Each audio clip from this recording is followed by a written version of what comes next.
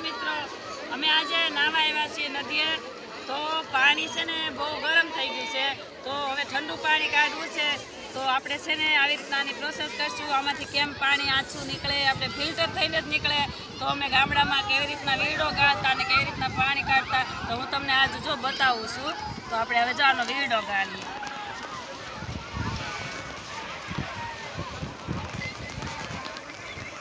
આવી રીતના ગામડામાં ખેતર જતા ને તો આવી રીતના પાણી કાઢતા અને ઠંડુ એકદમ ફિલ્ટર થઈને પાણી જમીનમાંથી ફિલ્ટર થઈને જ આવે અત્યારે આપણે આરોના પાણી પી ફિલ્ટર કરેલું પાણી પી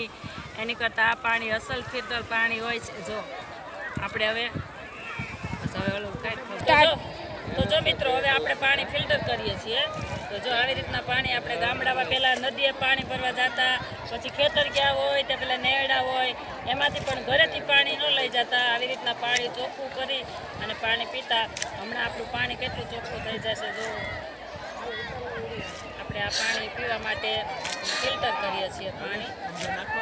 આ ગામડામાં પહેલાં નદીએથી હેલ ભરીને પાણી લાવતા ડંકીમાં પણ આવી રીતના જ પાણી આવે છે જો આપણું પાણી ફિલ્ટર થઈ રહ્યું છે મિત્રો પછી આ બધા લઈ જાય જો મિત્રો પાણી ફિલ્ટર થઈને કેવી રીતના નીકળે છે પાણી જો હવે આપણું પાણી ફિલ્ટર થઈને બહાર આવે છે હવે તમને બતાવી દઉં પાણી કેટલું ચોખ્ખું થઈ ગયું છે જો હવે આપણું પાણી આ પીવાય એવું થઈ ગયું છે જો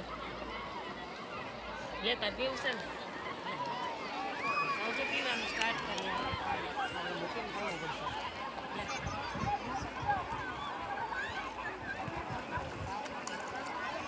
વાવ અમેઝિંગ કેવું લાગ્યું